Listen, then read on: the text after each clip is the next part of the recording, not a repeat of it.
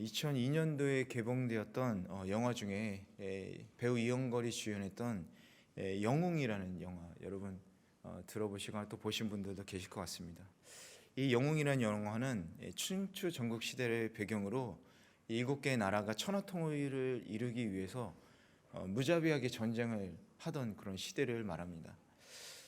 그 중에서도 진나라의 왕 영정이란 왕은 가장 막강한 군대를 거느리고 있었고, 또 그 군대를 통해서 대륙 전체를 지배하려는 야심찬 왕이었었죠. 그런데 막강한 군대를 거느린 이 진나라의 영정 왕도 두려움이 있었는데, 그것은 아주 전설적인 무예를 가지고 있는 3명의 무사가 있는데, 그 3사람이 자신을 노리고 있다라는 겁니다.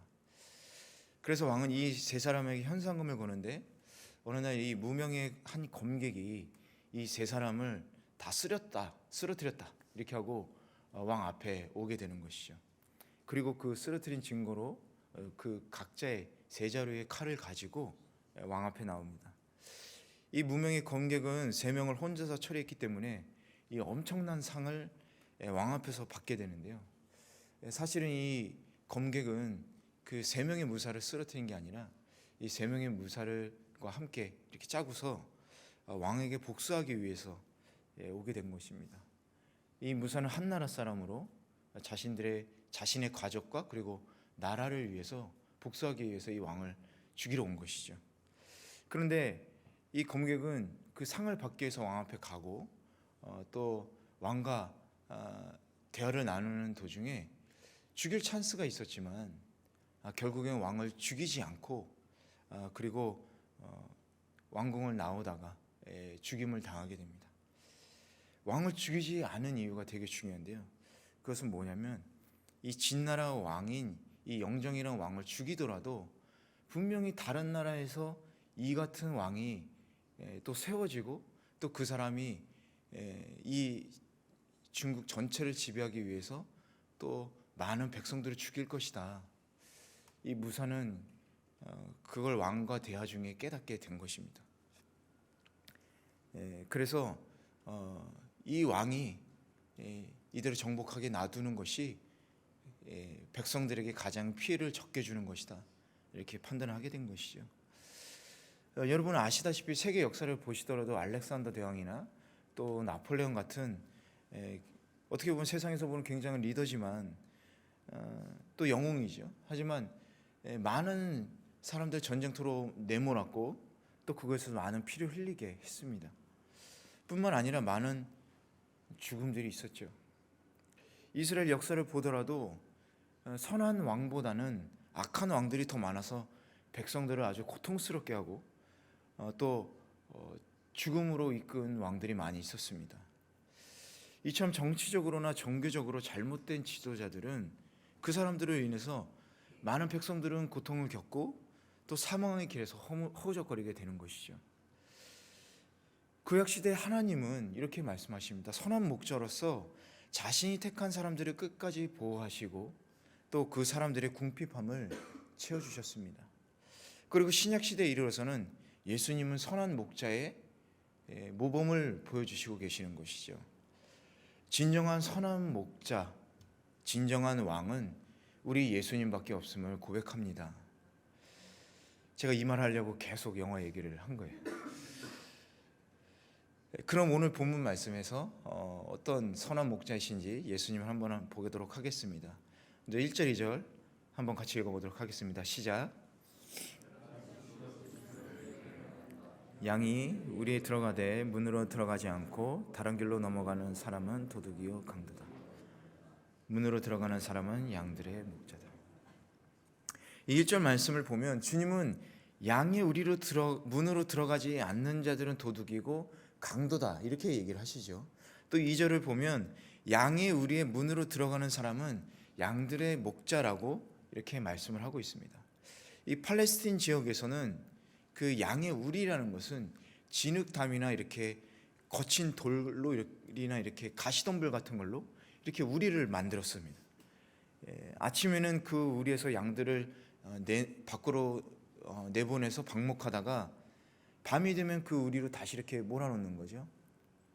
그리고 목자는 그 우리 주변에서 맹수나 도둑들로부터 양을 또 지키고 또 감시하면서 양 무리 안에 이상이 있다라고 생각되면 바로 양에게로 이렇게 달려가는 겁니다. 그러나 도둑과 강도는 목자와 다르게 그 양 우리의 문으로 들어가는 게 아니라 다른 문으로 들어가는 것이죠. 몰래 다른 곳으로 넘어가거나 들어가서 양을 훔치는 겁니다. 예수님께서 이 비유를 말씀하신 것은 오늘 10장 바로 앞에 있는 9장을 배경으로 말씀하고 계시는 거예요. 9장에서 어떤 얘기가 있었냐? 바로 눈먼 자의 비유가 있었죠. 유대 종교 지도자들이 주님을 정죄하는 그 사건과 또 주님을 믿고 눈뜬 자를 밖으로 내쫓은, 유대 공동체 안에서 내쫓은 그 사실을 예수님은 보셨죠. 신앙의 목자로서 그들은 자격이 없는 자들이었습니다. 양의 생명을 보호하고 양을 위해 수고해야 하는 그 사람들이 양의 생명을 위협하고 강도들이었던 것이죠. 자신들이 지닌 교권으로 백성들의 영혼과 물질을 수탈하는데 정신이 팔려 있었던 것입니다. 그러나 진정한 선한 목자 되시는 우리의 왕 예수님은 어떻게 하셨습니까? 이 땅에 오셔서 사람들을 하나님 앞으로 인도하셨죠. 또한 영원한 생명을 얻게 하시고 풍성한 삶을 누리게 도와주셨습니다. 그래서 예수님께서는 인간의 죄로 인해 파멸에 이르게 하려는 이 사단의 권세와 맞서서 싸우셨고, 또 그로 인해 십자가에 못 박혀 죽으시고 부활하시는 그런 일들을 모두 감당해 내셨던 것이죠. 그렇기 때문에 예수님이야말로 모든 사람들을 하나님의 우리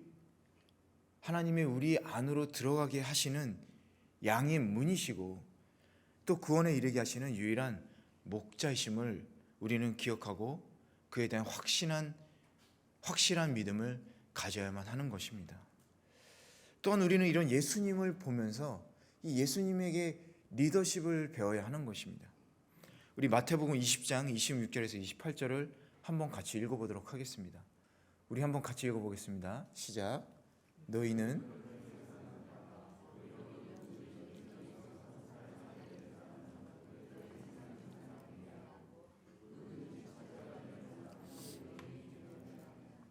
인자 역시 섬김을 받으러 온 것이 아니라 섬기러 왔고 많은 사람을 위해 자기 목숨을 대속물로 주려고 온 것이다. 예수님께서 사역하신 내용, 어떻게 섬기셨는가 여러분 잘 아실 거라고 생각됩니다. 그래서 예수님께서는 인자조차도 섬김을 받으러 온 것이 아니라 섬기려 온 것이다, 이렇게 얘기하는 것이죠. 이 세상에서 원하는 것은 군림하는 리더가 아니라 섬기는 리더, 서번트 리더십을 필요로 하고 있습니다. 나의 이익보다 자신의 희생을 먼저 생각하고 자신이 대접을 받을 것보다 자신이 먼저 대접을 하는 것, 자신이 사람들 위해 군림하기보다 사람들에게 섬기는 리더, 그것이 예수님의 자기 희생과 섬김을 통한 참된 목자의 모습을 우리들에게 보여주셨고, 또 진정한 왕으로서 이 섬기는 리더, 이 모습을 우리들에게 보여주신 것입니다. 그렇기 때문에 예수님을 믿고 그의 말씀에 따라 사는 성도들, 그 말씀을 믿는 우리들, 목자이신 예수님처럼 선한 목자가 되기를 힘써야 하는 것이죠. 또한 예수님처럼 섬기는 리더가 되어야 하는 것입니다.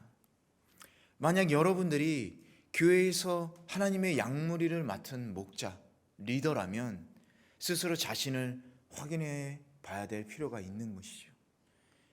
나는 예수님을 목자로 인정하고 있는가?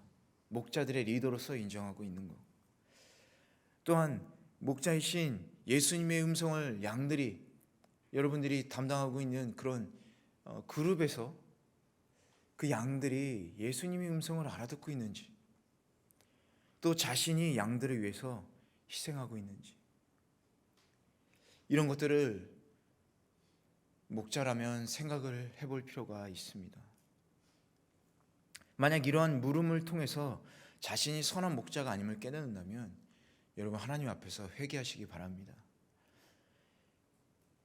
사회와는 다르게 교회는 이익 집단이 아닙니다. 그리고 교회에서 여러분에게 권리를 주기 위해서, 또한 어떤 월권 행사를 하기 위해서 여러분 리더로 세워준 게 아닙니다. 여러분의 자신의 이익을 세우거나 또한 여러분이 그 이익을 받거나 또한 대접을 받기 위해서 세운 것이 아닙니다. 교회에서는 여러분 자신의 섬김을 통해서 사람들이 세워지기를 기대하고 있어요. 그게 바로 예수님의 마음이기 때문에 그렇습니다. 우리가 목자의 장이신 예수님께서 다시 오셨을 때 우리가 그 목자로서의 감당을 못한다면 우리는 예수님에게 책망을 받을 것입니다. 마태복음 7장 23절을 보면 나는 너희를 도무지 알지 못한다. 무엇을 행하는 사람들아 썩 물러가라. 이렇게 예수님은 책망하고 계십니다. 그렇다면 지금 여러분은 어떠한 마음가짐과 방법으로 하나님의 양들을 대하고 계십니까? 그 양들은 여러분의 양이 아닙니다. 목자장이신 예수님께서 우리들에게 맡기신 양임을 여러분 기억하시기 바랍니다. 예수님처럼 선하고 또 섬기는 목자 되는 동경은혜리교회 여러분 되시길 주님의 이름으로 축원합니다. 우리 3절에서 6절 우리 함께 읽어보도록 하겠습니다. 시작. 문을 열어주고 양들은 목자의 음성을 알아듣는다. 목자는 자기 양들의 이름을 하나하나 부르며 밖으로 데리고 나간다. 자기 양들을 다 불러낸 다음에 목자가 앞서가면 양들은 목자의 음성을 알고 뒤따라간다.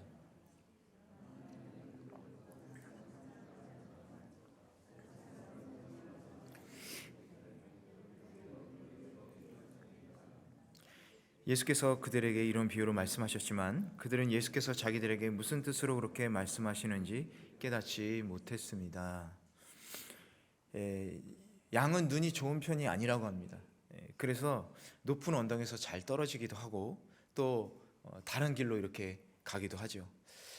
고전 영화를 보더라도 가파른 언덕에서 오르지도 내려가지도 못하고 울고 있는 어린 양의 모습을 여러분 한번 좀 보신 기억이 있을 겁니다. 그런데 이 양은 눈은 나쁘지만 귀는 아주 좋다고 합니다. 귀가 좋다는 것은 잘 듣는다는 의미보다도 자기 주인의 음성을 구별할 수 있는 좋은 귀를 가졌다는 거예요. 그래서 양이 자신의 주인을 구별하는 것은 눈으로 보는 것이 아니라 음성을 듣고 구별을 하는 것이죠. 그래서 도둑이 목자처럼 모습을 바꾸더라도 양은 도둑을 따라가지 않습니다. 이스라엘로 여행을 가서 목자들이 양을 인도하는 풍경을 본 많은 관광객들은 공통적으로 참 신기하다 이런 얘기를 한다고 하네요. 넓은 들판에 많은 양떼들이 각각 자기 목자들을 따르고 있는데 양들은 놀랍게도 자기 목자의 소리를 구별해서 그 목자를 따라간다는 거예요. 목자들은 각자 제 양들을 부르는 특이한 소리를 내는데 그 소리는 목자마다 조금씩 다르다고 그래요. 그런데도 양들은 그것을 잘 구별해서 자기 목자만 이렇게 따라간다는 거죠. 그리고 관광객들이 그 목자들이 낸 소리를 흉내내서 말을 하더라도 양들은 오히려 그 소리를 낸 사람을 경계해서 이렇게 점점 멀어진다고 합니다. 예수님께서 우리들의 목자라고 우리가 고백을 한다라면 우리 또한 예수님의 음성을 구별할 줄 알아야 하는 거죠. 구약시대나 왕정시대를 보면 거짓 선지자들이 세력을 잡고 활발히 활동한 것을 볼 수가 있습니다. 하나님께서 그 거짓 선지자들 왕들을 책망하면서 양들을 돌보기 위해서 진정한 목자이신 메시아를 보낼 것을 약속하고 있죠. 그런데 하나님께서 왜 메시아를 진정한 목자이신 예수님 메시아를 보내겠다 이렇게 약속을 하고 있습니까? 그것은 바로 이스라엘 백성들이 하나님께서 보내신 많은 선지자들, 그 목자들의 음성을 알아듣지 못했기 때문에 그래요. 못 알아들었을 뿐만 아니라 그들을 잡아서 핍박하고 죽이기까지 했죠. 그들은 눈에 보이는 그럴싸한 것만을 보고 믿었고 결국에 하나님의 진노의 심판을 받게 되는 것입니다. 그렇기 때문에 우리는 목자이신 예수님의 말씀만을 생명과 진리로 믿고 따라야 하는 것이죠. 예수님만의 우리를 위하여 우리 죄를 대속해 주신 유일한 생명의 목자이기 때문에 그런 것입니다. 5절을 보면 양들은 결코 낯선 사람을 따라가지 않는다, 이렇게 얘기하고 있죠. 이 땅에는 예수 그리스도를 흉내내는 거짓 선지자들이 많이 있습니다. 거짓 목자들이 많이 있습니다. 그들은 모두 광명의 천사로 가장하고 있다라고 성경은 얘기하고 있죠. 그로 인해서 얼마나 많은 사람들이 그들에게 빠져서 멸망의 길로 가고 있는지 모를 것 같습니다. 그럼 사람들이 왜 이단이나 이 미혹하는 자들, 거짓 목자들의 말을 듣고 현혹되는가? 그런 사람들은 주님을 진정으로 사랑하지 않기 때문에 그런 겁니다. 진정으로 사랑하지 않기 때문에 그래요. 예수님을 자신의 주인으로 인정하지 않았기 때문에 그런 겁니다. 그래서 주님 말씀도 부담스럽고 때로는 실증되고 귀에 듣기 좋고 달콤하고 그래서 좋은 말만 하는 거짓자들의 말에 쉽게 속게 되는 것이죠. 여러분, 참된 목자는 때로는 엄한 음성과 막대기로 양을 인도하기도 합니다. 왜냐? 양이 잘못된 길로 혼자서 막 걸어가면 위험하기 때문에 그런 거죠. 그걸 방지하기 위해서 목자들은 자신이 가지고 있는 지팡이로 양의 엉덩이를 이렇게 툭툭 치는 겁니다. 때로는 양들 중에는 우리에서 나오지 않으려고 고집 피우는 양들도 있다고 그래요. 이때 목자는 막대기로 그 양을 조금씩 이렇게 쳐서 밖으로 내보냅니다. 왜 밖으로 내보내냐면 우리 밖으로 나가서 양떼들이 쉴 수 있는 공간과 먹을 수 있는 풀들, 그걸 제공하기 위해서인 거예요.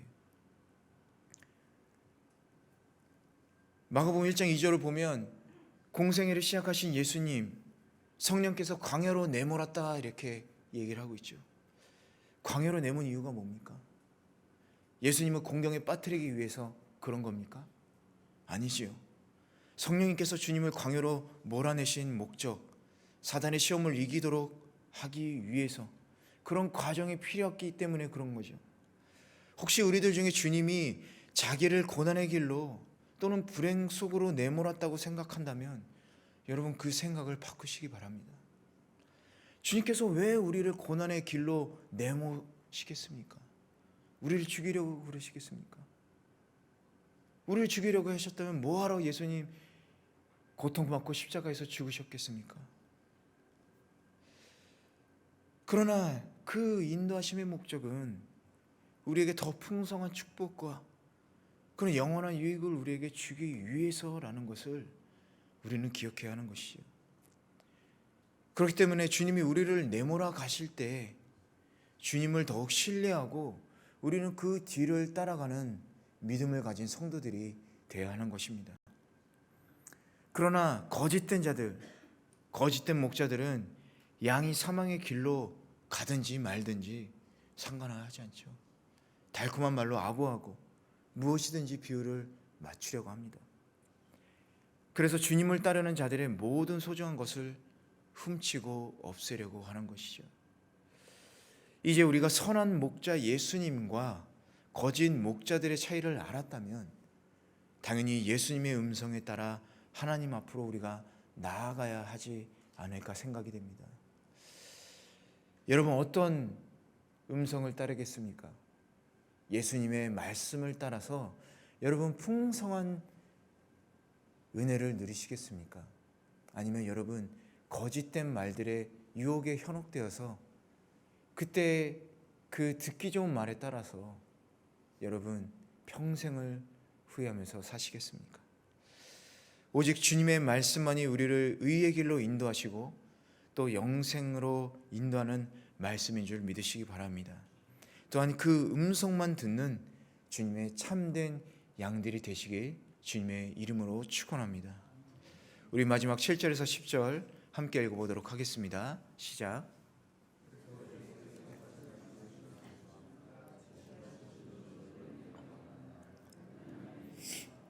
나보다 먼저 온 사람들은 모두 다 도둑이며 강도였기 때문에 듣지 않았다. 나는 문이다. 누구든지 나를 통해 들어오는 사람은 구원을 얻고 들어오고 나가면서 꼴을 얻을 것이다. 도둑은 훔치고 죽이고 멸망시키려 온다. 그러나 내가 온 것은 양들이 생명을 얻게 하되 더욱 풍성하게 얻게 하려는 것이다. 먼저 7절과 8절을 보면 예수님께서는 자신이 양의 문이고 또 나보다 먼저 온 사람들은 모두 도둑이었다라고 반복해서 말씀하십니다. 유대인들이 주님의 말씀을 듣고도 깨닫지 못하자 그들이 깨달을 때까지 주님은 반복해서 이렇게 말씀을 하고 계시는 거예요. 우리는 주님의 말씀을 반복해서 들을 필요가 있습니다. 양은 한 번 먹은 음식을 늘 되새김하는 가축이에요. 그처럼 주님의 양인 우리도 예수님의 말씀을 늘 반복해서 듣고 읽어야 하는 것입니다. 사람은 망각의 존재라고 얘기하죠. 한 번 듣는 것보다 여러 번 들으면 이렇게 적지 않아도 오랫동안 기억을 할 수 있습니다. 특히 주님의 말씀은 그 말씀의 깊이가 무한하기 때문에 한 번 듣고 깨닫기 어려울 때가 있기 때문에 계속 반복해서 읽을 필요가 있는 것이죠. 또한 주님의 말씀은 늘 새롭게 우리에게 다가오기 때문에 고대나 지금이나 주님의 말씀은 변함이 없으시고 또 하지만 읽는 사람 모두에게 새로운 깨달음으로 그 시대에 맞게 다가오는 것입니다. 그렇기 때문에 우리가 매일매일 밥을 먹듯이 우리의 영원한 생명 되시는 그 주님의 말씀을 늘 먹으면서 반복해서 읽고 들어야 하는 것이죠. 마지막 9절과 10절을 보면 주님을 통해서 얻게 되는 생명의 풍성함을 우리가 볼 수 있습니다. 주님은 문이며 나를 통해서 양이 구원을 얻고 또 꼴을 얻되 풍성하게 얻으리라, 이렇게 말씀을 하시고 계시죠. 여기서 주님은 두 가지 은혜에 대해서 말씀을 하고 계십니다. 첫 번째, 죽어가는 양을 구원하시는 은혜. 두 번째, 그렇게 소생된 양을 자기 것으로 삼으시고 꼴을 먹여 길러주신다라는 은혜입니다. 이 두 가지 은혜가 있는 거예요. 구원의 은혜와 계속해서 길러주시는, 꼴을 먹여주시는 이 두 가지 은혜가 있는 것입니다. 주님은 우리의 죽어가는 영혼을 살려주시는 은혜를 베풀어주고 계시는 겁니다. 여러분, 양도 독초를 먹으면 죽게 됩니다. 병들거나 죽어요. 유대 종교 지도자들은 하나님의 진리와 생명과 사랑 대신에 엄격한 인간의 규례를 만들어서 백성들에게 먹이고 있었습니다. 또한 유대인들은 거짓 목자였던 이 종교자들로 인해서 죽어가고 있었던 거예요. 또 종교 지도자들은 걸핏하면 그 유대인들을 정죄하고 또 공동체에서 추방해서 그 양들을 방황하게 만들었던 사람들입니다. 여러분, 우리들도 전에는 죄의 종이 되어서 우리는 죽어가고 있었죠. 하지만 주님께서 죽어가는 우리들의 영혼을 살려주시는 구원의 은혜를 우리들에게 허락하여 주셨습니다. 에베소 2장 4절에서 6절을 우리 한번 같이 읽어보도록 하겠습니다. 에베소 2장 4절에서 6절 한번 읽겠습니다. 시작. 그러나 자비가 풍성하신 하나님이 우리를 사랑하신 그 크신 사랑으로 인해 허물로 죽은 우리를 그리스도와 함께 살리셨습니다. 그리고 그리스도 예수 안에서 함께 일으키시고 함께 하늘에 앉히셨습니다. 이렇게 우리를 구원받은 존재로 인도해 주시는 그런 은혜를 먼저 베푸셨다라는 거예요. 주님은 거짓 목자로 인해 죽어가는 유대인들을 다시 소생시키고 은혜를 베푸신 것처럼 목자 없이 방황하고 죄로 인해 죽어가는 우리들을 그 영혼을 살려서 구원해 주신 것입니다. 뿐만 아니라 주님은 우리를 구원하신 후에 하늘의 기업을 얻을 수 있는 하늘의 자녀로 우리를 삼아주신 것이죠. 주님은 우리를 사랑하시고 우리의 과거의 죄로부터 구원을 해주신 것만이 아니라 우리의 현재와 그리고 앞으로 있을 미래에도 하나님의 풍성한 축복 속에 거할 수 있도록 인도해 주신 것입니다. 구원받은 성도들은 들어가도 나와도 주님의 풍성한 은혜를 받을 수 있는 것이죠. 왜냐하면 주님께서 우리의 목자가 되셔서 세상 끝날 때까지 항상 우리와 동행해 주시겠다고 약속을 하셨기 때문에 그런 것입니다. 그러므로 환경과 처지가 우리에게 문제가 되는 것은 아닌 것이죠. 중요한 것은 주님에 대한 우리의 확고한 믿음, 그리고 그 믿음에서 나오는 행동인 것입니다. 어느 환경, 어느 처지에 있더라도 주님께서 나와 함께 하신다, 이 사실을 굳게 믿고 그 사랑의 계명을 실천하는 성도는 이처럼 주님의 풍성한 은혜를 누리게 될 것입니다. 여러분, 이 사실을 기억하고 고난의 때에도 또 불행한 때에도 주님 말씀을 붙들고 성도의 본분을 다하는 귀한 주님의 어린 양들 되시길 주님의 이름으로 축원합니다.